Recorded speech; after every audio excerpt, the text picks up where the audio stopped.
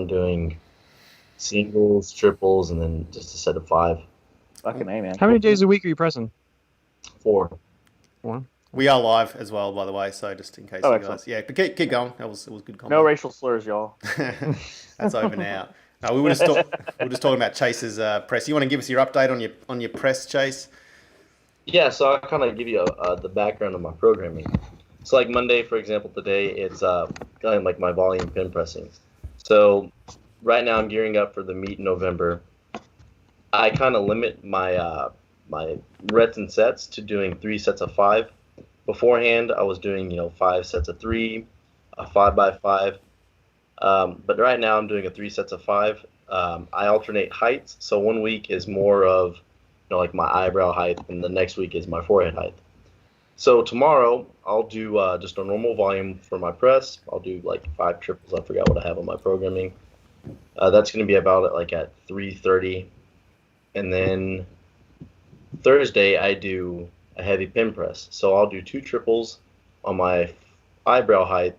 I think at 4:05, and then afterwards on that same day I do isometric pin presses, and those things they're pretty awesome, and they help the start position on my press, because I have a bad tendency of sometimes I rely too much on my layback, and I just throw the bar way out in front instead of actually driving up and shrugging. That's the problem with anybody with a big layback. They always want to drive it out in front of them. So I've had several people work on the isometric stuff, and it's helped them greatly. Good. And then Friday, I just practice the heavy singles. So I'll do 5 heavy singles at 375 or something. So when you're aiming for 400, when's the big day? I would like to hit it, because I've talked to a few people about this. I would like to hit 405 maybe a week before the meet, so to actually have it in the back of my pocket, and it's kind of like that security blanket of okay, I've hit 405. If anything on the meet, I could maybe go 410 or 400, somewhere around that area, and I know I can hit it. Excellent, man. So you can aim for 415 for the meet. Is that if I can get 15, that's going to be awesome. But all right. Well, anyway, g'day everyone. Welcome to the stream. I thought I'd just start it while Chase was talking about his press. Everyone always seems very interested in that. So yeah, we've got a full board today. We've got Alex Koseri calling in from Japan. How's it going, everybody? I am officially the last samurai, so things should be going well from now on. Are you moved in completely, or are you good to go?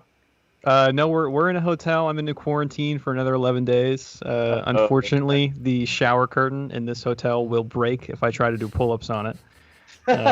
So did you find this out the hard way?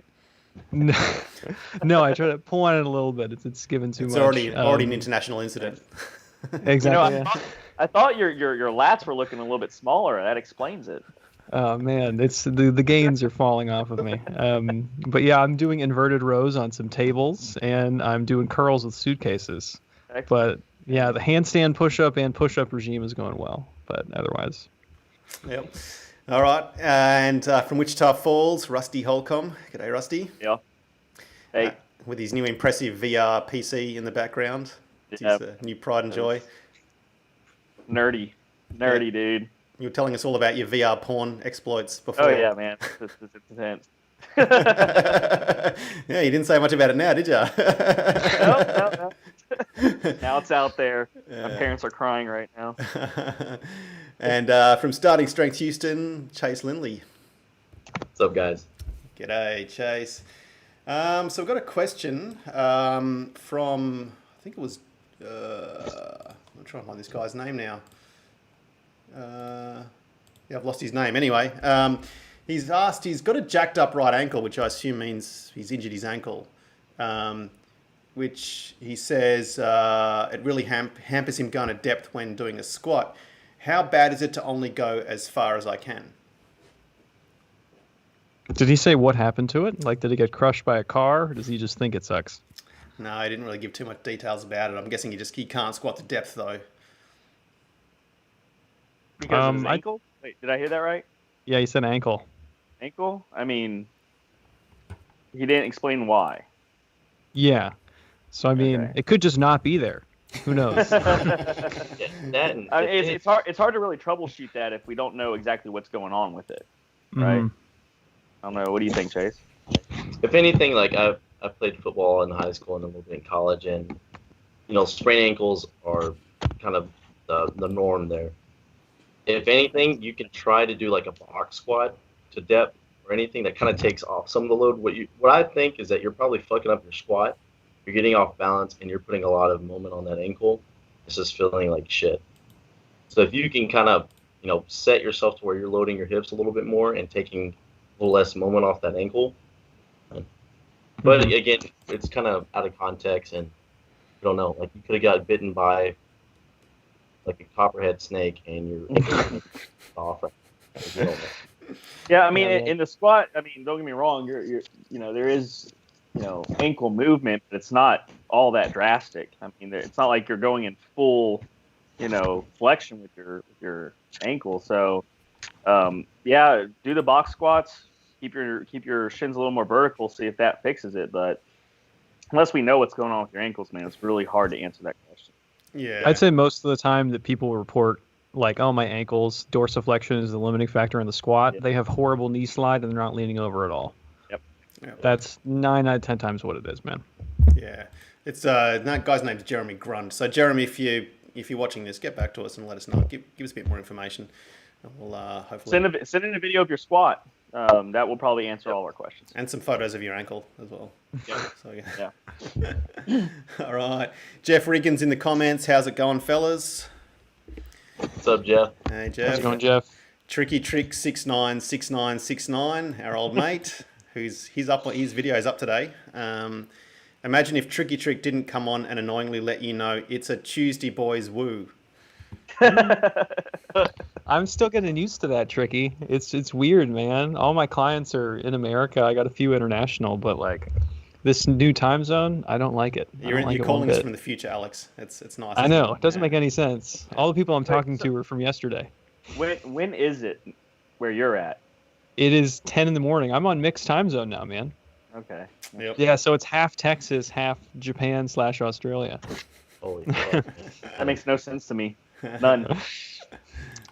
All right, let's jump into some videos. Ads Specky. I think I've had this guy on a few times as well.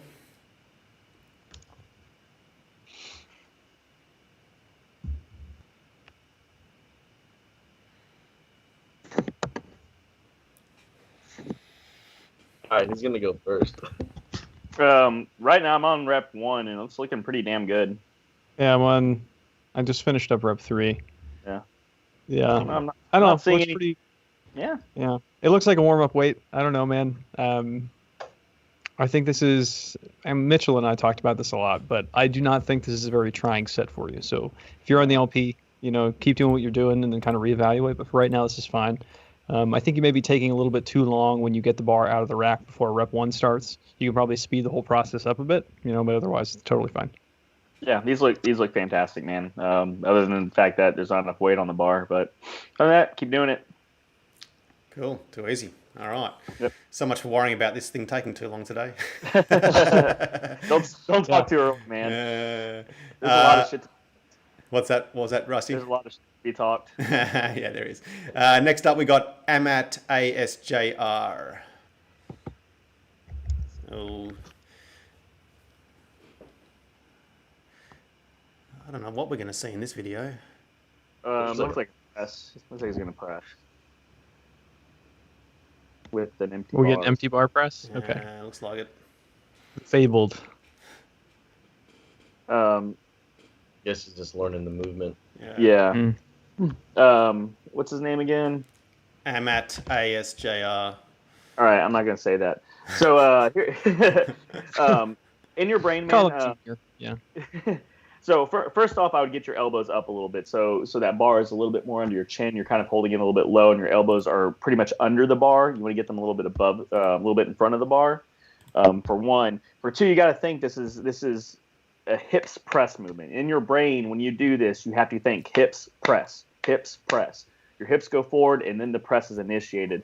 Your hips will let that bar dip a little bit, and then you can drive it up and then stand nice and tall. So you have to have that cadence of hips press in your brain before you do this. You're trying to do it all at once. and you're kind of throwing your hips and pushing the bar at the same time. So break it up, slow it down a little bit, and you're not really going to notice the benefit of the bounce until you get some weight on that bar. So, and it's really hard to coach an empty bar because you can pretty much do anything with an empty bar. You can push it out in front of you, you can push it behind you, and you can still control it. So I would go ahead and get a little bit of weight on that bar. In your brain, think hips press, keep your elbows nice and up. I can't really see your feet, but I'm assuming you're probably real narrow into your stance. Bring your stance out, maybe a little bit wider than your squat. That will help your hips get a little more forward. But yeah, do all that and send us a video with some weight on it so we can actually coach you. Consensus from the crowd. Silence means agreement. Silence means agreement. But also silence is violence, so who knows? Yeah. All right, thanks a lot, Amat ASJR. I reckon he's sending that in from a fire department. Well, he's got a fire department T-shirt on, so. Yep. Maybe it could be fire department stolen valor. We have no idea. See, I'm gonna assume he's a firefighter. Hey man, thank you for your service. Yeah, and if not, then that's kind of lame that you're wearing the T-shirt. If not, that's a good play. No one will ever question it. If you're wearing fire department stuff, no one's gonna call you out. Up next, B strain.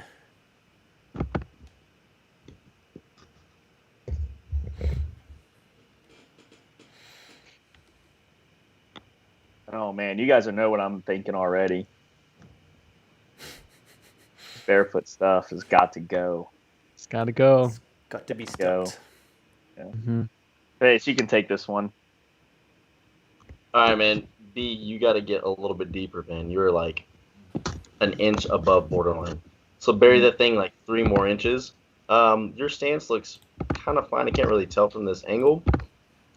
And then just keep shoving out the knees and sit back in the bottom. You're going to have to lean over a little bit more, too. So I think this wall may be throwing you off. If you can, I mean, this is only 135. Squat outside your rack. That way it does, in your mind, you kind of have that freedom of, okay, I can point my nipples down and not bump my forehead against the wall. And that in your gaze needs to change, too. Like you can probably look at, I don't know what you're looking at right now, because your eye gaze is changing. So if I was on the outside of the rack, I'd probably be like where the baseboard is or so. Yeah, one thing that might help you is actually rotating the rack all the way around, or if those hooks can fit on the other side of the rack, because it looks like you have more space on that side of the room. That will help your gaze, so you're not staring at that wall. But Chase is dead on everything, but man, you've got to get some footwear, dude. Get some lifters. Don't be squatting barefooted. It doesn't do anything good for you. I want my feet supported. I want a nice hard support. I want my arch supported. Especially whenever you start getting up in the, in the 300s. I don't want to be standing barefoot with 300 pounds on my back on a flat surface. It's just not going to be good on your feet. So definitely get some lifters. That will help you out immensely. Listen to what Chase said. Definitely start facing the other way if you can. That will help you dramatically with bending over a little bit more. Yeah, I'm not sure what it is, but anytime there's a rack near a wall, people assume that they're supposed to squat facing the wall. Yeah. It's because they just don't want to have to look at people if they're in the gym. Turn it around, and I think the big focus needs to be on sending the hips backwards a little bit more. One thing I like to say is just shove your chest down between your feet. Sometimes we'll say knees, shove your chest between your knees if it's just the lean.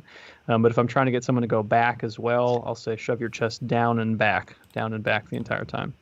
But I think he's probably just really new to squatting. So if I had to bet, once you get some lifters, a lot of this stuff will self-organize without too much trouble. Yep. Good on you, B strain. And then we do have plenty of videos on this channel about lighter lifting shoes and lifters, so check them out if you want to. It's been discussed to death. It really has. I think every single seminar that I have attended, which, working at the athletic club, we have 3 or 4 a year. There is always one person that wants to argue about how squatting barefoot is good for you. When we have all this literature and 6 coaches who have been doing this for a long time, every one of them telling you need to squat in lifters, and someone wants to argue every single time. But last week Chase was telling us about the guy who came to the seminar and was wearing Vibrams. Oh yeah, Rip dropped that plate right next to his foot. Plate at his feet. The funny thing about it is before Rip came over and saw that, I walked over to that guy and I said, "You better pray Rip does not see these Vibrams, because he will you shit." And literally 3 minutes later, Rip walks over, sees them, and then drops that plate right next to his feet.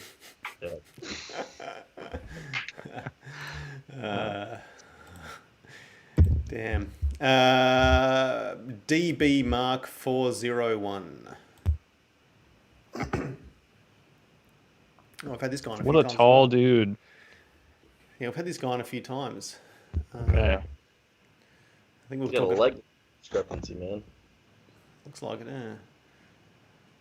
I mean, I was more interested in the dollhouse in the background, but Yeah, I was very curious about that too. Yeah. It's pretty elaborate. I remember Dollhouse guy. I think the leg length discrepancy thing is new. The first few videos, I don't remember him. I'm pretty sure the first video he actually had like 2 coffee tables and some wooden chairs. Yeah, I remember. Oh, is yeah. that this guy? I think it's Yep, this guy. coffee table Yeah. guy. That is. Yeah, well, I'm glad he's got a proper setup. Yeah. Yeah, so to start, I think whatever you are boosting your leg up on has a little bit of give to it. I think that's just carpet. Try to get something that's a little bit harder than that. That way it's not flexing into your foot, because it's kind of defeating the purpose. But after that, I'd be interested to hear about how you came to the conclusion that you had a leg length discrepancy, and then where that's coming from. Because I think the last few times he was squatting, maybe it was not him, but I think he was squatting more than 135. So I think this is a bit of a reset too.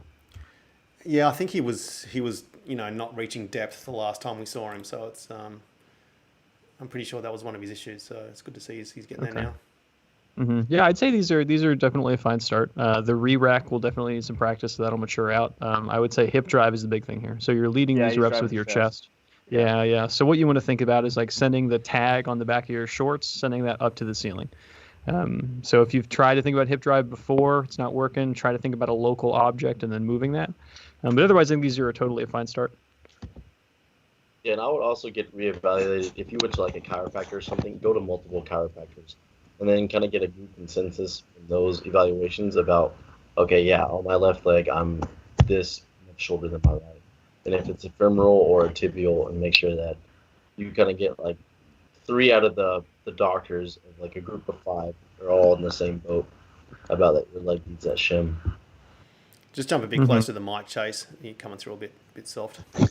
Do I need to repeat it? Yeah. No, you're good. No, we got it. It was just a bit low. That's all. Cool. All right. I'd also be interested. What do you guys think if someone has a leg length discrepancy, but it's asymptomatic? It's not really presenting any major issues. How do you feel about it? I think it should be left alone unless it's causing issues. That's same. Because I have a few kids, 13 age range, and I actually took it away and the mat from one of them, and he's been squatting just perfectly fine without it. Doesn't have where his hips are shifting or anything like that, or his knee is shifting forward. Unless it's a noticeable thing, I would leave it alone personally. Yeah, unless like the movement's causing pain, and then I'll measure the person and be like, all right, look, you're kind of fucking this up here. But yeah, same as Rusty, just leave it alone. Yeah, I generally think like don't try to look for trouble where there isn't any. Yeah. All right. Thanks very much. That was DB Mark, wasn't it? Yeah. Okay. Who's up next? We have Deepachari.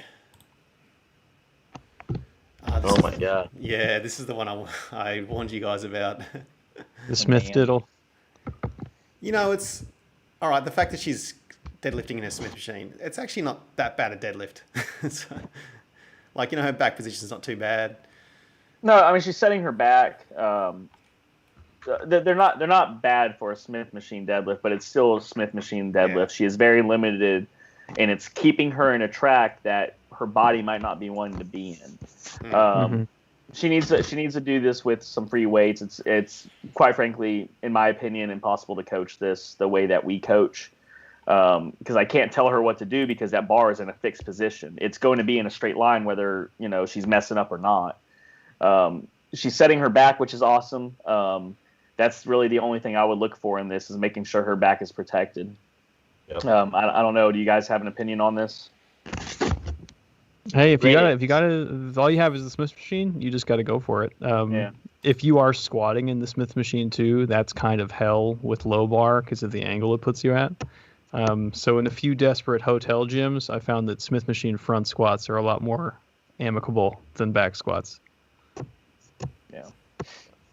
I don't know. I've seen too many people get crushed under a Smith machine, Yeah. so I would completely avoid them. Yeah, We watched one of those videos, Yeah, and we that had dude one. jacked his back up doing it bad.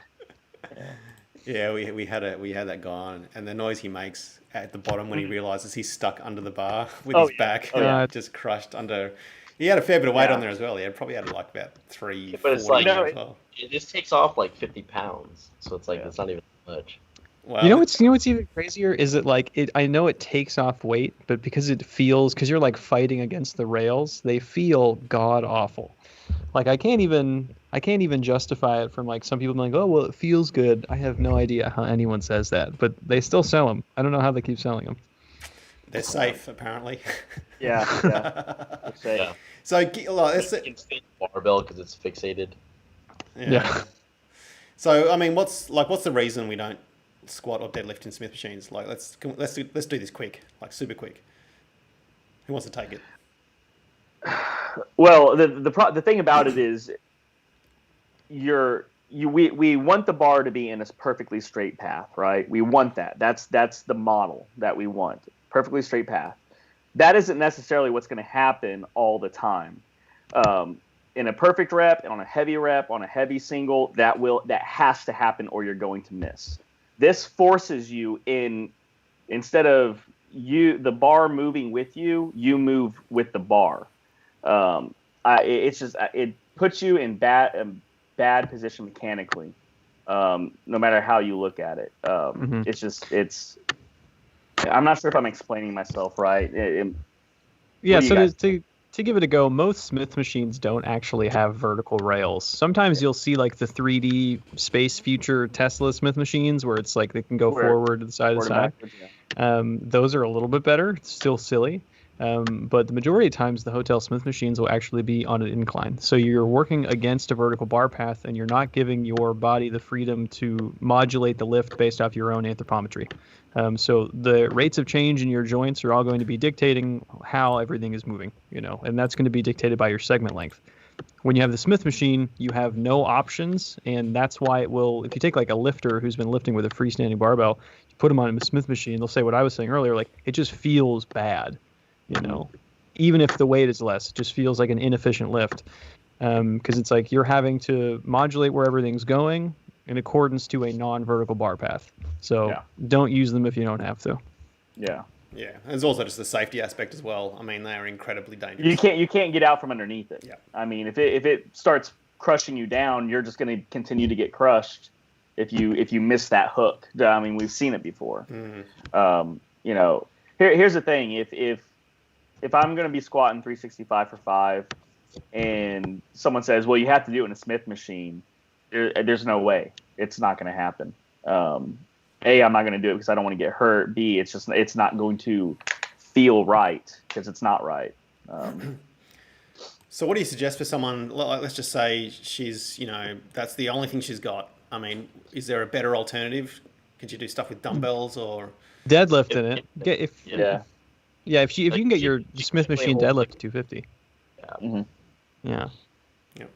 If that would be my suggestion. Squatting, she can goblet squat way more without the use of that barbell. Like she'll have the degree of freedom with the balance and stuff like that with the goblet squat. That's not going to be there with the Smith machine. And I'm sure there's going to be those little silly curl bars that you can kind of play around with and stuff like that. That's a little bit better than the Smith machine for squatting. But the main thing with the Smith machine in your case is going to be it's pulling. Pulling it, but ultimately find a barbell gym that you can use barbells in. I mean, that's going to be your primary objective at this point if you want to be a lifter and want to get strong. Exactly. All right. Ivory Orse, who I believe is also Tricky Trick 696969.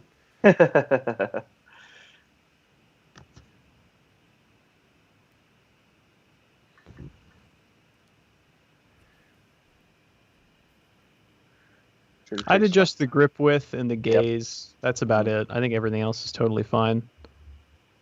I was going to say the exact same thing. Bring the grips in. Even if it's another inch, it's another inch you don't have to pull. Look out a little bit further. That will help you squeeze your chest up. It will help probably whenever that does actually get heavy, because you're repping that like it's nothing.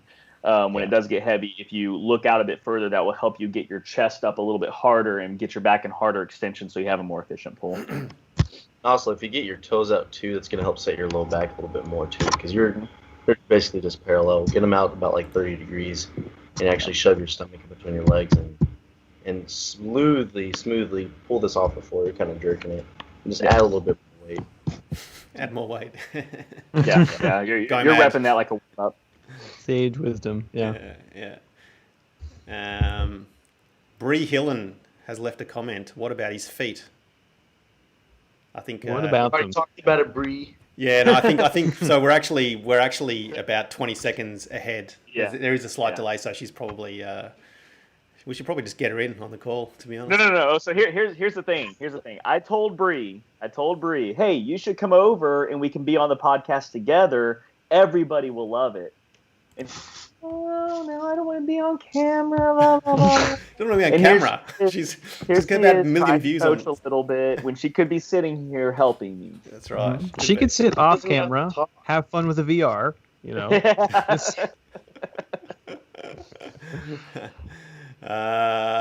All right. Thanks, Tricky Trick. Hopefully that.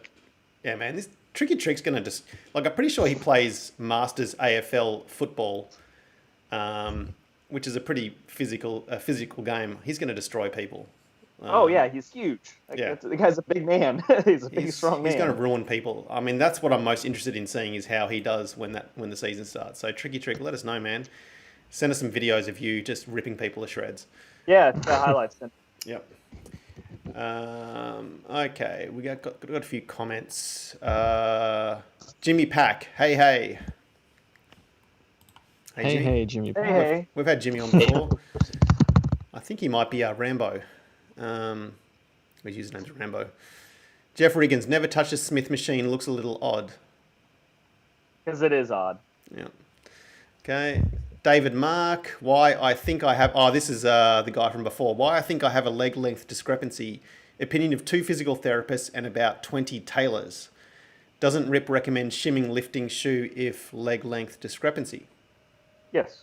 Mm-hmm. But again, what we talked about, if it's actually causing an asymmetry or causing pain or causing something weird in the lift, if you've never noticed it when you were squatting, then you're never going to really probably notice it, unless it gets heavy and then somehow your hips start shifting to that side or something or other. But if you haven't noticed it and you just decided, okay, I'm just going to start shimming just for the sake of shimming, maybe try without it and shim if it becomes a necessity. That's my opinion on it. I think the other guys had the same opinion on it.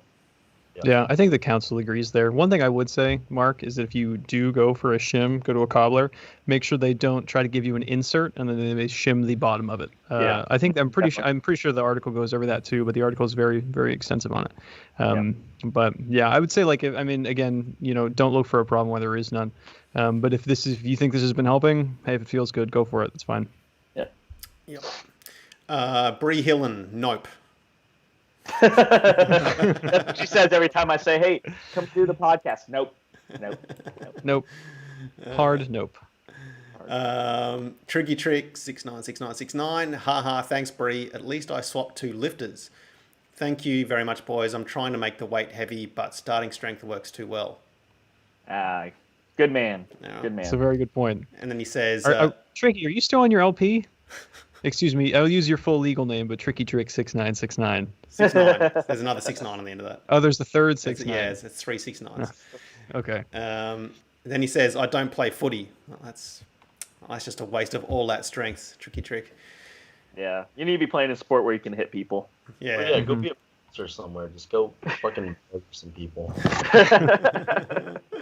He says, I'm still trying to get as strong as Chase was when he was 16. That's my sport. All right. Tricky trick. Who have we got up next? John K. I went ahead and jumped ahead on his a little bit. I've been watching it. So, couple things. I would get your feet in a tad bit closer and get your toes out a little bit more. You'll achieve that space you're trying to get by having that wider stance, but you'll be a little more efficient with your hips if you get your feet in a little bit closer. And if you notice, right before you pull, your hips are low and then they shoot up and then the bar starts moving. You need your hips a little bit higher. Make your hamstrings uncomfortable by getting your hips high and back. You're going to feel that stretch in your hamstring because as soon as you start applying force to the ground, that bar should start moving when your whole body starts moving. You should never have a thing where your hip jumps up and then the bar starts going. That means you're starting with your hips too low, which means your knees are too far forward, and chances are that bar is too far forward. So follow the 5 steps for the good deadlift, for a perfect deadlift, and don't deviate from any of that. Your hips are going to be higher than you think they need to be, and it's going to feel weird because you're not used to it. But get your hips high and back, and then drive your feet straight down so that bar can go straight up. Rusty's ready for the board exam, everybody. Hey. Oh, yeah. It's polished. It's polished. Yeah, I would move the stance in, like Rusty was saying. The next thing is on your descent. Don't initiate it with your knees. That's going to be a problem a little bit later on down the line. And depending on your tolerance for a problem, you may just be able to deal with it. But what we're looking for is for your back to start coming down while your knees are still relatively locked. I don't want them to be super locked, like you're standing at attention or something like that, but just start to tilt over with your chest.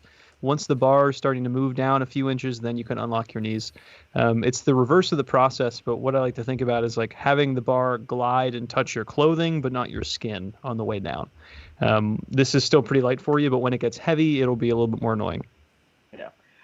One thing that I've used that has helped a lot of people that have that issue where they're kind of unhinging their knees and gliding it down their thighs, and then it goes down. It always lands too far closer to your toes, so you have to roll it back. What I tell people is think about punching the bar to the ground. Punch it straight down, and normally that gets their hips back and the bar comes down with a little more speed, but as long as it's a controlled drop, you'll be okay. Just think about punching it straight to your feet, and normally that solves all those problems. Yep. All right. Thanks very much, John. Kyle M. And I reckon, Chase, you're up for this one. All right. So, Kyle, first thing, let's bring in your grip, man. Grip is a little bit too wide. Stance seems a little bit wide, too. I'd say rotate your heels in because you're able to hit depth pretty well, but now you're kind of loosening up. Getting in that narrower stance is going to help you stay a little bit tighter in your low back. And then once you fix your grip width, that's going to help keep the bar and your elbows in the proper position. Now, the bar really isn't rolling that much, but I'm sure if you got a little bit more weight on it, it cause some issues. Yeah, I agree. I think the wide stance is probably the biggest issue with all of this. If you bring that stance in and think about pointing your chest to the ground immediately, as your knees unhinge, you got to think about pushing your chest down, bending over a little bit more. Everything will feel better when you bring your stance in a little bit. It'll make a little more sense to your body. That's what I would do. And it looks like you're driving your chest a little bit, in fact, quite a bit out of the hole. Again, that's probably because your legs are so far out, your knees are battling for that position. So, bring your stance in, get a hard back, bend over with it, and then drive your hips out of the hole. Okay. Alex, got anything for this one? Agreed. Succinctly. Nice one. Thanks. I think we've had Colin a few times as well. I remember that background. Yeah, the meth lab. It's the meth lab guy. Okay. Martin 007. Oh, I remember this guy. Mm-hmm. Okay. Really? What a cramped gym. Yeah. I wonder if that's a home gym. Think it's a home gym? If it is, respect, man. Keep accumulating stuff. As many objects as you can buy. It can't be a commercial gym. I mean, if you had more than one person in there, there'd be injuries. I mean, whoever's using the elastic band thing in the background is going to punch the dude deadlifting.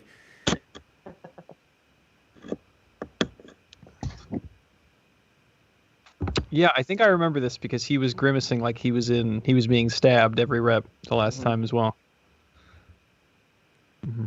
That's pretty much how I look whenever when I deadlift or I'm answering. Martin, you gotta quit throwing your head around, dude. You're gonna end up pulling something.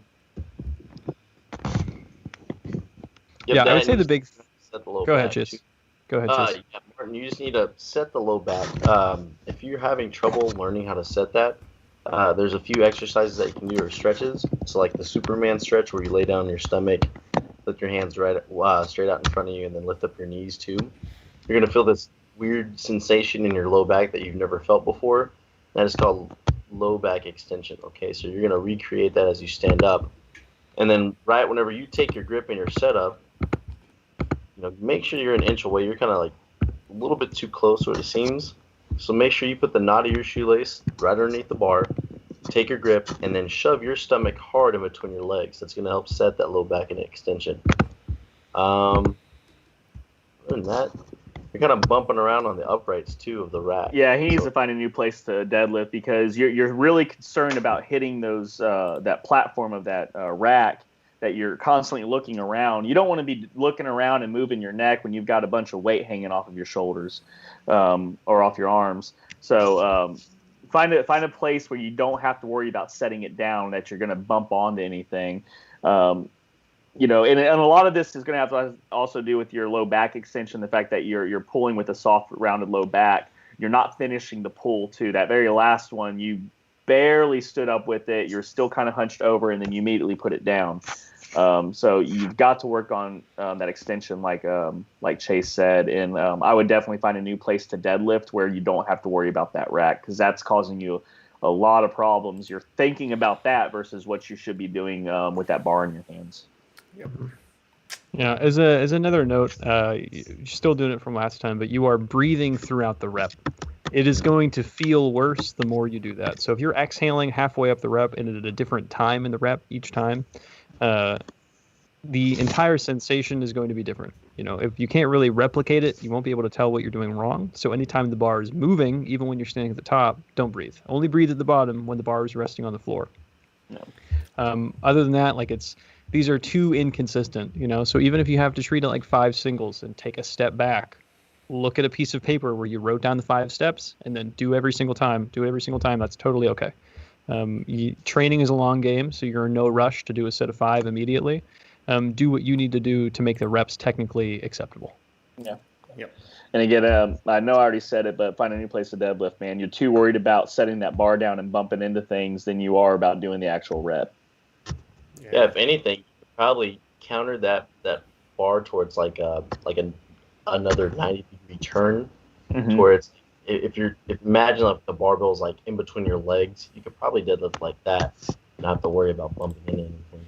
Yeah. Yeah, you probably get some more rubber matting to raise the plates up sort of to the same level as the platform as well, and then put some in down for your feet. But I don't know, it starts to get a bit annoying doing all that stuff. Yeah. All right, thanks, Martin. Tricky Trick 696969 in the comments. Also he says, yeah, man, still early phase NLP. I mean, if that's early phase NLP, then I did it wrong. Hey, man, eat clean, trend hard. Just you go for it, man. You fucking go for it. Yeah. Right. And he says, also full permission to call me Tricky Trick without the 6'9". No, the 6'9" stays. Hell no. That's stays. You made that name, so you're gonna have to live with it. Yeah, dude. Yep. All right. Next up, we have Nico84. I lost. Whose turn is this? Some weird shoes. What kind of shoes are those? Are those lifters? Yeah, I can see a strap on. It's a strap on it. Those are lifters. Okay. Maybe it's a shadow. I think that strap is just real shiny, is why it looks weird. Okay. Yeah, those are lifters. I'll go ahead and take this one. Nico, the biggest 2 things that you're doing right here is you got a lot of your knees are punching way forward, and the reason why they're punching way forward is because you're not sending your hips back. If I watch just your hips, they're basically dropping straight down. They come back just a little bit because they have to. If not, then you're going to fall completely forward. But you're not sitting back. You're not pointing your chest to the ground. You're trying to keep your chest up. Therefore, your knees shove way forward, so you actually get on your toes pretty hard. So you got to think about in the first quarter of the squat, your knees punch to your toes, and then they stop. Everything else is hips going back the whole time. You have to bend over a lot more than you're comfortable with. Maybe take a little bit of weight off the bar, get used to bending over and putting your chest down and getting your hips back. That's the only way that you can actually get any hip drive out of this. You're just way, way too forward. So fix your knees, everything else, it looks fine. Mm-hmm. Yeah, you got a pretty long torso, man. Pretty short femurs in relationship to that. So like leaning over may feel a little bit awkward for you, a little bit inorganic. But if you stick with it, it should be totally fine. I don't know if I'll have to actually take a lot of weight off to get this done. I think if you just do your warm-ups, like take a few extra sets out at like 275, something like that. I think this is 325, 335. I think that should be totally okay. What do you think, Chase? I'd also think about maybe changing the belt, man. This belt kind of looks pretty damn long on you, right? So it's going to probably inhibit, like right now, like whenever you just stand up, it's already like crashing into your ribs.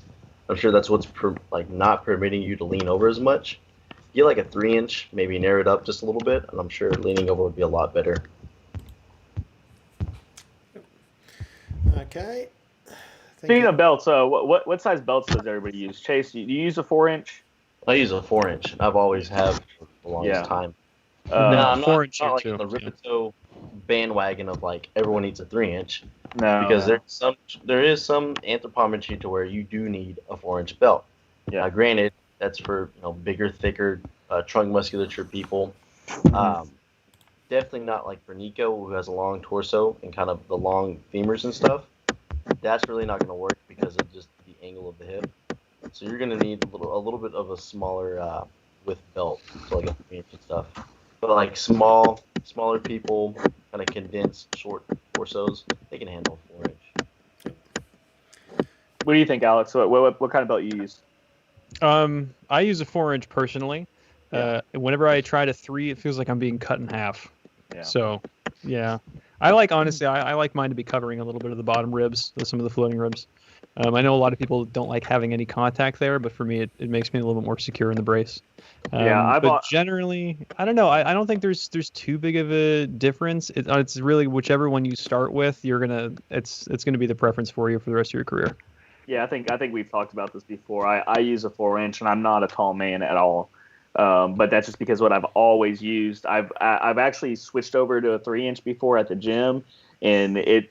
I know everybody it doesn't feel right, but nothing felt good. I didn't feel stable. I didn't feel as strong. So I've always used the 4-inch. But the 4-inch that I use is very well broken in, so I actually have a lot of movement in it. So it is what it is. Yeah, if anything, like I use a 3-inch whenever I do my Olympic lifting. For some reason, like whenever I do like the front squat and stuff, I rather have a 3-inch versus the 4-inch.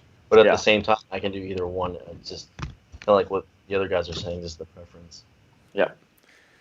Just point your camera down a bit, Chase. We can only see the top of you. There we go. You were like totally black as well. It was pretty cool. I need to put my laptop on a goddamn table. You really should. I thought you'd gone blackface there for a second. I was like, oh, is that where this... It looked like you'd gone blackface there for a second. I was like, all right, Chase is taking a chance. In the shadows. All right. So that was Nico 84. Thanks, Nico. Who's Paul 75? I reckon we've had Paul on a few times. He's doing some cleans, it looks like. I've got to hope so. There's no... Hopefully this is the strict curl.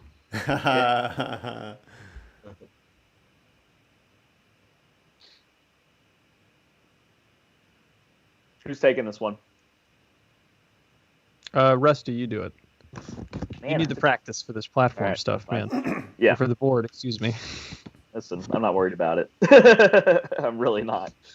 You're off to a decent start, man. Your setup isn't bad. I would probably bring your feet out just a little bit. They're almost like touching. I bring them out just a tad bit. look out a little bit further ahead of you. You're kind of looking straight down when you start this. Don't look so down. Look a little bit out. Get your chest up. I mean, this is basically a deadlift with a jump. Your hands are going to be a little bit wider like you have them, so you can go ahead and get your elbows up. You need to think about pressing the floor away and staying over the bar a little bit longer. You're raising your chest up a little bit too quick, so you want to think of catapulting your chest up, right? I mean, this isn't a way that we really teach it, but this is what you need to think about. You need to stay over the bar a little bit longer, so whenever you hit that jump, you finish the pull, and then you can rack the bar. You're raising your chest way too early, so there's really no way to accelerate that bar with the trunk of your body. That alone will probably fix a lot of this stuff. Just stay over the bar a little bit longer as you accelerate the bar. Hit the jump at the same spot. It's going to be a little bit about mid thigh, give or take a little bit. Which your jumping position isn't bad. I think because you're raising your chest too quick, you're hitting the jump a little bit early. So stay over the bar a little bit longer. Mm-hmm. I'll see this kind of jumping pattern a lot where people won't really conceptualize the jump and they'll kind of just like pitter patter with their feet. They'll just try and press their toes into the ground and do like this little calf raise to get it up. For these, I found that like thinking about throwing your shoulders backwards during the jump and throwing your hips into the bar, like really promoting a hard hip contact, even, it theoretically may cost some vertical bar path, but it likely won't for most people. So throw your shoulders back as you start the jump. Think about sending everything up and backwards together, and then try and get that bar to clang against your hips. And then normally, you'll be able to figure out the jump. Because right now you're just doing a standard deadlift. You're doing a little calf raise, and then you're pulling the bar up with your arms. Mm-hmm. Yeah. But we want everything to be connected, to your hips and back. Give that a try, but you're a solid start. Yeah, and another product of the fact that you're raising your chest too quick. So we don't talk about the double knee bend because it happens naturally. It will happen as a byproduct of you jumping. But because you're raising your chest so quick, your knees are forward and they stay forward, and you're actually ramping it up your thighs, and then they pull back real hard, and it's just not an explosive jump. So do what Alex said, stay over the bar a little bit longer, and that will fix a lot of issues. Yeah, and your shins are going to thank you too, man, at the end of the video. Yeah, yeah, he's banging his shins pretty hard. All right, Paul. Thanks, mate. Send us another video, Paul, when you've made those changes, and we'll take another look at it. Sebastian Deadlift.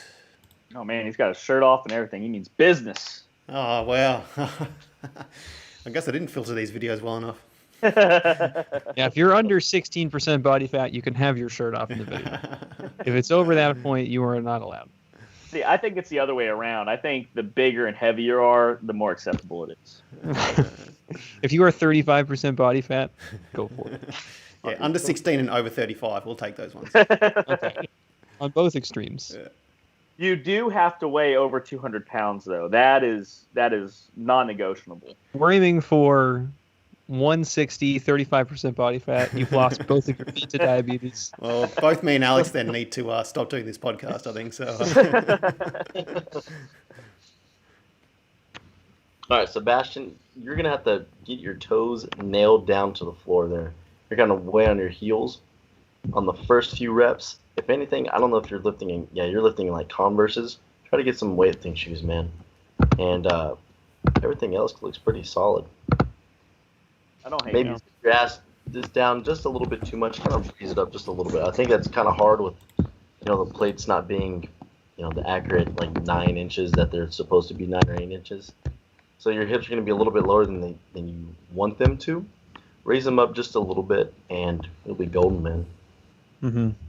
Yeah, you're pulling yourself behind the bar. I don't know about you guys. Whenever I end up doing this, it feels significantly heavier than it needs to be. Heavier than when it gets forward with midfoot. But keep your toes near the ground. That's a really good cue. Next one, I like to say keeping your armpits out past the bar. Try and get your shoulders out and over it. That's another one. And then turn your cap from backwards to forwards. Yes, thank you. That's good. No, man, Sebastian. We talked about this right before the podcast. Hats go on this way.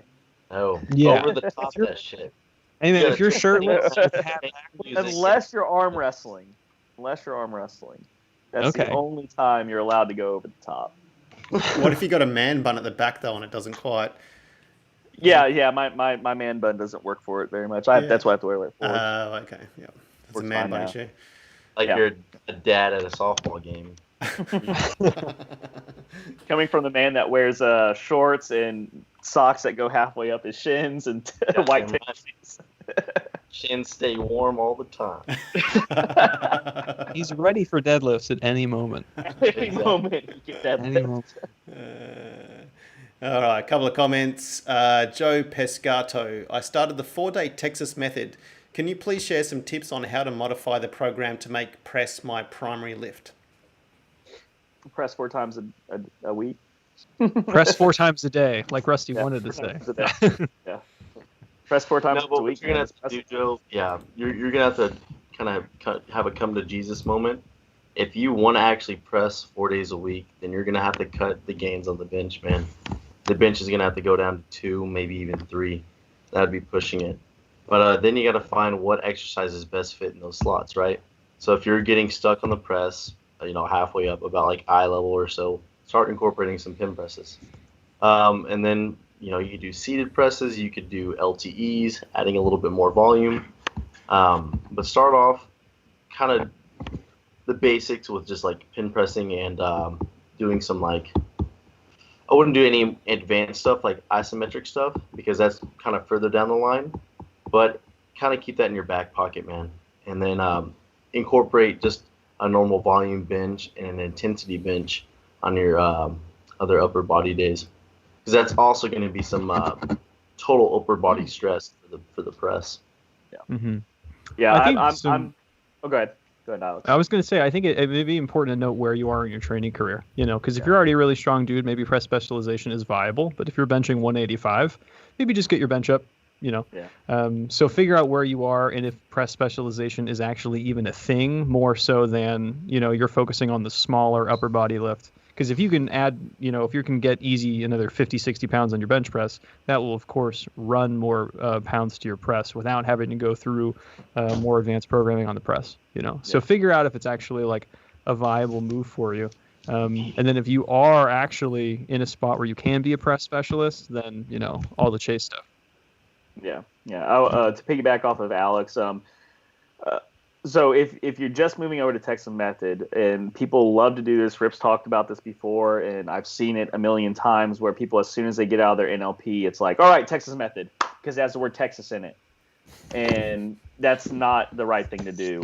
So make sure you are in a position to where Texas Method is the right thing for you.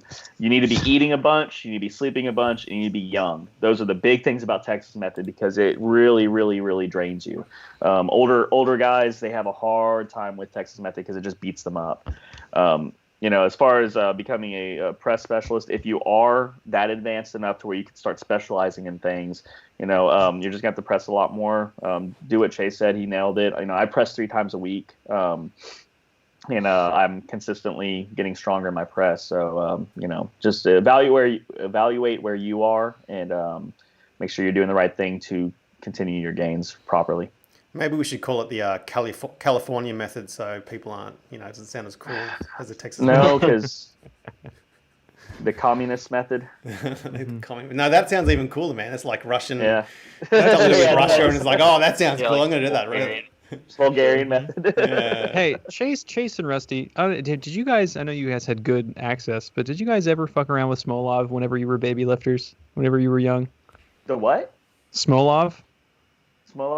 No. It's a 12-week mesocycle where you start squatting 4 times a week and end up squatting 6 times a week, and you murder yourself with intensity. No. See, the thing about it, Alex, is I don't do silly bullshit. The thing is, too, is that I was born in Wichita Falls Athletic Club, and I was at birth. That's true. I've seen him come out of the womb there, and we immediately threw a barbell on his back. Slid onto the floor, right onto the place. 3 sets of 5, man, right there. No, I was like 19. My squat was stuck at like 275. I weighed like 155 at the time. And I was like, God, you know what I got to do? I got to do a squat specialization program. So I looked up and was like, what is the hardest squatting program? And it's like, oh, you got to do the Smolov 12-week cycle. It was fucking horrible. It was... Yeah, And it turns out it was just because you were way, way underfed. It had nothing to do with your training. It's just like, oh my God. No, but I'm pretty sure I felt like the consequences of like, I don't know, it felt like I had just been hit by a truck every single day. I was like, oh my God, I have to keep squatting 6 times a week. And I did it. And then not at a single point was I was like, I should probably find better information. Maybe this PDF download of Smolov. Yeah, did you actually go through all 12 weeks, or were you just like, oh man, dude? I once I made it through week 10, and then it was the final uptick from going from 5 times a week frequency to 6 times a week frequency, and then a 1 week taper. A 1 week taper. Because that's all you need. And then I remember I was getting there, and like my shins hurt. It felt like I had shin splints just from squatting. Like I had joint aches just all over my body. The only, Alex, aside from body weight, the only reason why that didn't work for you is you weren't on Russian steroids. You weren't on heavy doses of just an IV drip of testosterone and tren just going straight into your body. That's what I need. I'm still emailing the Russian embassy. You still need it. Quite frankly. Well, you're closer now in location. Maybe you can just take a boat ride across to like Vladivostok or something and just start asking around. I'm sure you can get some the good Russian stuff. bathtub. North Korea. North Korea's just there. It's just a short trip across. Young squatters out there, do it once at least. It's very fun. Can't recommend it. So Joe actually messaged us back and he said, I'm 41 years old, 185 pounds, and my press is stuck at 160. My bench is 225. Yeah, you don't need me doing Texas method. That's my opinion. Chase? Nah, man, you need to eat a little bit more and then find out what you actually did, right? So did you actually micro-load? Did you actually go through all the small little changes to your program before you went to practical programming, skip to the Texas Method chapter, and be like, yeah, I'm doing this? Yeah. That's what everybody loves to do with Texas Method. Yep. Yep. Okay. Not to beat a dead horse, but you need to really be honest with yourself about where your training is at and what would be the best training cycle for you, not the one that sounds or looks the coolest. Yeah. All right. Thanks, Joe. Jeff Riggins. This one's going to take a while, maybe. Anyway, let's do it. Why does starting strength prefer such high hips in the clean? Seems most Ollie lifting coaches want lower hips at the start. Should we just point him in the direction of Rip's rant on this one, and Oh my God. The Olympic weightlifting episode? Yeah, this is another one of the subjects that have been just beaten to death over and over again, and we have multiple videos on our Starting Strength YouTube that shows that high hips is way more beneficial. You can accelerate the bar way faster with high hips. And if you watch every single Olympic lifter, what happens to their hips as soon as they start pulling? They end up in the position that we put them in to begin with. Every single one. It happens almost every time. We could really break that down, but honestly, it's just been talked about so much over and over again why we do high hips. Just go to the Starting Strength YouTube and type in the clean and just watch some of our videos. It will explain it in gruesome detail about why the high hips is more beneficial. Yep. That. Unless anybody else wants to actually unpack that, but I mean, it's. I could talk about that for like 2 hours, but we don't need to. No, we don't have it. Isaac Medina, is that the circle of fifths behind you? Yeah, it is. Nicely picked up, Isaac. It's music stuff. Jeff Riggins had a buddy that did Smolov and he got crushed by the end. Yeah. That sounds about right. Yeah, I believe it. Tricky Trick 696969. To do Smolov, you would need to inject PEDs as many times a week as you squat. Yeah, that's about true. Which is the eventual goal. Yeah, that's what you do after Texas Method. Up next, who we got? T Bonham, I think. Yeah, T Bonham 23. Give somebody. I like the Instagram angle already. Oh yeah.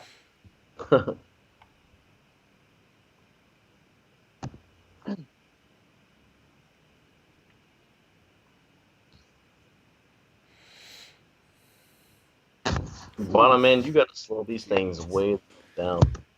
Your knees are going to thank you a lot. Oh my God.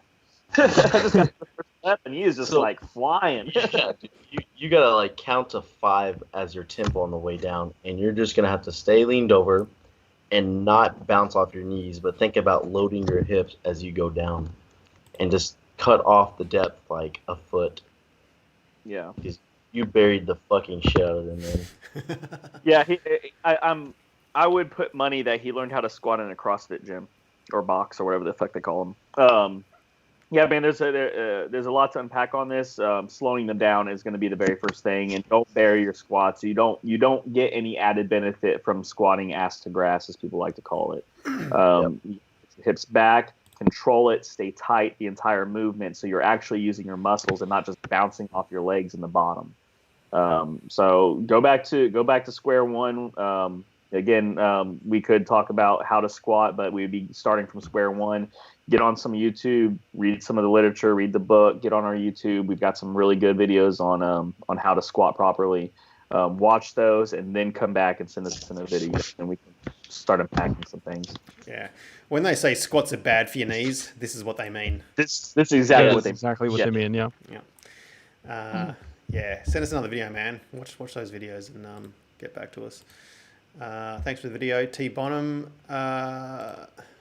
Next up, the Beaker 73. I really like when people.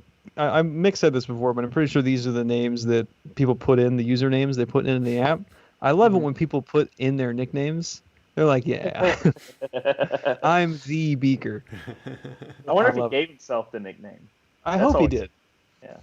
That's the move. And check out this rack. I think this rack is super cool. Rip hates wooden racks, but this thing is super rad. Yeah. So this is the buff dudes. That's their YouTube channel, Squat Rack Plan. I made one of these in Pittsburgh when I was staying there for like a month and a half. Did it feel sturdy? It is quite sturdy. Yeah. Really? Yeah. It looks cool. Yep. I like how deep it is. You know, you got all this movement or all this room to move inside of it. It's fucking. Yeah, cool. I think materials cost was only like $230 the entire thing. Oh wow. Yeah, that's pretty rad. This video goes for 2 minutes. I'm sort of wondering. I'm scared. Oh, because he's got several sets in it. Oh, okay. I was scared to click forward there for a second. It's good that you guys did it. Because like, oh, what else is in here? So just look at he did this. He did this last week. Remember, this is the guy that was deadlifting, and he had the floor that's all kind of slanted. Oh, yeah, exactly. Yeah, his floor is slanted.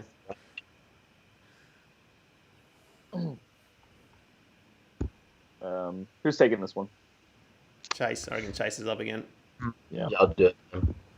Beaker, man, you gotta hit depth. So I don't know how wide your stance is. I mean, it looks kind of narrow. I'd say bring it out just a hair, and then bring the toes back in just a little bit. Let's see, lean over a little bit more and point your nipples straight to the floor. And try to pull the bar down your back and almost get into position. So you're starting out a little bit high. I think as you progress, you're able to sink the bar a little bit lower. If you need to, go ahead and just start out wide with your grip to begin with. That way you kind of saves your shoulders that stretch. And get some weightlifting shoes, man. Because I think also it depends. Yeah, he's rocking all over the place with his feet. It depends too on how bad the floor is slanted, because now your point of balance right there is going to be thrown all the way to shit. So if you can somehow shim like just the platform area where you're standing at, shim it with like pieces of plywood and stuff like that, I think it's going to be a lot better. Yep. Yeah, I think he hit the nail on the head there. Get some lifters. Right now, the cue or the tactile feeling that you're getting is your hamstring running into your calf. Big guys like you, especially with big calves, big hamstrings, you're going to have to squeeze into depth. Be patient at the bottom. As soon as you feel that touch, that does not mean you're at the bottom. Let it ride down a little bit farther. You need a few more inches here, but lifters will definitely help. Yep. Okay. Jay Russo is asking a follow-up question about the power clean hip position. Do we want to get into it more? We can try. All right. He says, "Hey, I totally get about the high hips, but how about the bar on the jumping position? I usually see the bar is very high when weightlifters do the jump." It's I think really high. Yeah, so I think what you're misinterpreting is the jumping position versus like when the actual launch is. Like if you were to ask an Olympic weightlifter when the jump starts, they wouldn't really know what you're talking about. It's a pull off the floor that's as volitional as possible. And the second they get their hands onto it, they charge up at the bottom. The entire thing's a jump. So don't confuse the teaching method with like a direct analog to what experienced weightlifters are doing. Because the teaching method is a way to get someone who doesn't know how to clean, teach them how to clean and how to move a bar with their lower body, propel it up to their shoulders. Yeah. I think the hip clean is what I think he'd probably be referring to a little bit more, where there's a little bit of an intentional arm bend. It's being pulled back into the hip and they're throwing it up. Kind of like catapult. Exactly, yeah. I'd say that's a longer argument as to how to use the back a little bit more effectively, depending on your goal, to give it a little bit more room to breathe. And I would think that how it primarily has to do with increasing the range of motion rather than shortening it. And understand about the criteria that everybody is using. So like for the power clean, we're trying to make it the highest pull possible, using the most muscle mass possible. So we're not playing a game as to how to get under the bar the fastest. We're just trying to teach you what is the closest thing to your deadlift that we can use to get the bar as high as possible. So I think when you consolidate those things, you'll come up with a slightly different answer. What do you guys think? I think you hit it on the head, honestly. And again, the whole like the goal of it versus the way we teach it are they're interrelated, but they're two different things, right? Whenever you watch an experienced lifter, when it comes off the ground, they are pulling with everything that they have to accelerate that bar as fast as possible to hit that jump position, and then they jump, right? It's all one movement. When we teach it, we break it down into segments so it's actually digestible instead of just being like, okay, just get over the bar, pull it fast when you hit your thigh jump. We break it down very, very carefully so we can get people who have never done it before to do it. And, I've seen, people in their 60s that have never cleaned before, and we taught them how to do it. That's why we had that teaching method the way it is. But yeah, you're really going to have to, watch some videos and, read the book on how we teach this stuff to really understand why we're saying the things that we are. It's kind of hard having an argument too with those kind of people because, they really don't have a basis of why this, whereas we do, like we have a systematic approach and stuff like that. Versus them, it's like, well, I've coached X amount of people to numerous competitions, and this is the way that we've always done it.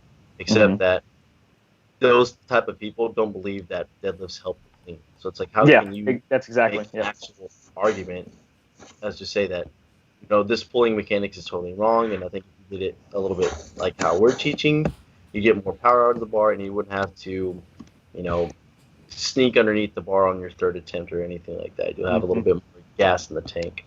But it's just kind of beating down that dogmatic approach to it. Yeah, one final note, as I would say, is watch some slow motion frame by frames that ATG will have out. Where the double knee bend comes back in, that first point of contact is almost identical to where we teach the jumping position to be. Yeah. So once they clear the knees, and normally they do this by shoving the knees out to the side. The amount of external rotation that good weightlifters have is spooky. But normally they're clearing out to the side and then back in. When those knees come back in and when it's actually in contact with the thigh again, that position is almost 100% of the time where we teach the jump position. Yeah. So don't confuse that for when it's actually leaving the hip on a hip clean versus where the jump position actually starts. So there's a lot of nuance in the conversation itself. So there's that word. There's that word. So lovely. I avoid that now, by the way. All right, I've got a few more comments. Mark S, bring back what went wrong! ! It's a good idea. It is. We just don't have time. We're struggling already. Tricky Trick 696969. I had AC joint surgery in January. The only way I can clean without pain is to have the slight arm bend and hip clean. Is this better than not cleaning at all, even though it's not an ideal technique? My big thing about that is it gets a little risky at that point. I mean, pulling your bicep into that movement could create some issues with you. But if that's if you can do it, and that's the only way you can do it, and it's not too massively heavy. I mean, or you could just wait until after you get your surgery. Or try snatches. Snatches. Yep. Snatches would probably be a better deal. Definitely.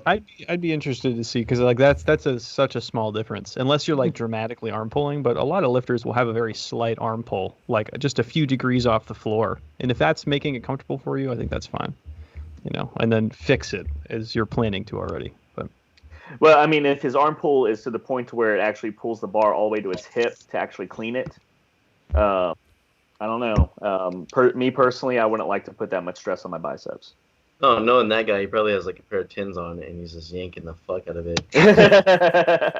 He's reverse curling 315. That's fine. Yeah, that's why it hurts his damn AC joint. Mm-hmm. Yeah, I'd like to see a video of that, Tricky, because it's like the definitions for just saying I have an arm bend. That's so wild. For like, because some people it's 3 degrees off the floor. For other people, they're literally doing a reverse curl. So, but to go back to what Rip says, you don't want to pull a car with a rubber band. You want to pull it with a chain. When your arms are bent, I mean, you're losing a lot of energy whenever you hit that jump, because they're going to want to straighten at some point. And if they're not straightening, that means you're doing an arm pull the whole time, which again is inefficient. Mm. He says he already had it done. I guess he means the surgery.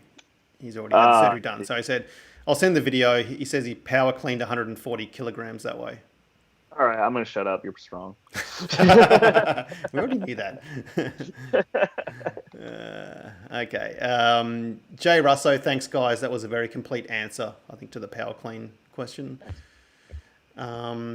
Isaac Medina, since I'm coming to the squat camp this Saturday, should I just do my pressing movements or press plus pull the day before on my NLP? I obviously know not to squat the day before. Yeah, just do your press, man. Mm-hmm. Yep. Mm-hmm. Okay. Don't be stupid like me and do your whole week's workout, including a heavy set of 5, and then go into a seminar and then do a whole bunch of reps at pretty heavy, and then come Monday, I feel like I'm a dead person. So don't do that. Yeah. All right. Last video, guys. WR405. The world record. And it's not even 405.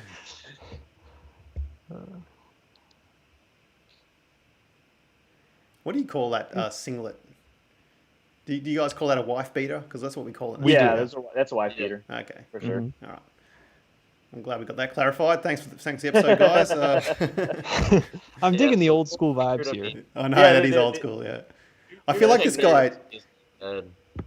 I feel like this guy probably has a cigarette in between. Damn, get up, man. His attire, you need to fucking change, man. And like, why are you pulling with gloves? I mean, come on, man. You're about to go run 5 miles along with this deadlift workout. The first 2 things that I notice are definitely get some lifters. We talk about this every time. I'm going to say this every time. Get some lifters. Drop the gloves. Get some chalk. Me personally, I want my hands and my skin to be strong. The only way you're going to do that is if you lift without gloves.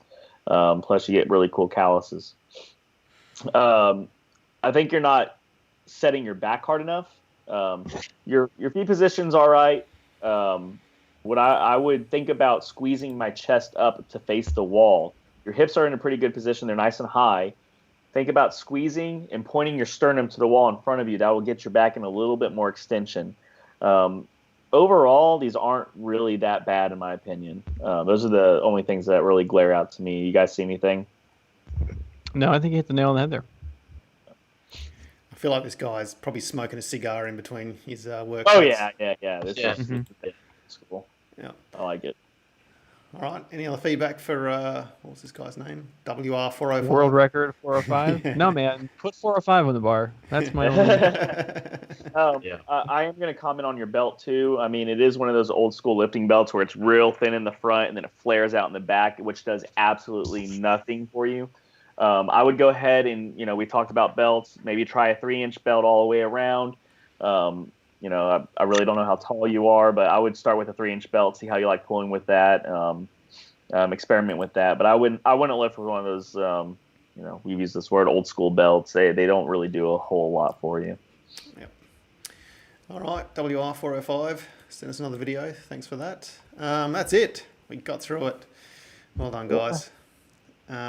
Alex, where can people find you online? We'll throw a link into the description, but I'm available for online coaching. I work with a lot of people. The roster is continuing to grow with a pretty wide variety. I work with a lot of rock climbers, a lot of Ironmen, a lot of people like that, a lot of grapplers. So if you do anything cool, let me know, or if you're just trying to get strong. Rusty, where can we find you at? Let me look real quick. It's going to be Rust_strength_training on my Instagram. You can add me on there. Shoot me a DM. I check this Instagram maybe 2 or 3 times a week. So if it takes me a little bit to get back to you, my bad. It's like you don't want people to find you. It's not that I don't want them to not find me. Don't want them to find me. He's busy with his VR. I'm a busy man, you know. I have Sith Lords to kill in VR, unfortunately. Where can people find you in Star Wars Galaxy VR game? What's your username on that one? That's my business and nobody else's. And Chase, where can people find you? Just Instagram, Chase Lindley, and then I don't know, man. I'm thinking about creating a YouTube page. We probably need to start doing that. Hey, that's a good idea, man. Just teasing you. Getting your videos up. Yeah, going to start your own podcast. I hope there are fashion tips on there. I hope there are fashion tips on there. Oh, there's going to be just random ass bullshit. I'm going to be like the next Juju. Excellent. I love it. I think it's a great idea. Yeah, good stuff. Let me know if you need help editing. Yeah. Awesome. Yep. All right, guys. Well, thanks a lot for that. And, we'll catch you all next week. Absolutely. Bye, guys. See you guys.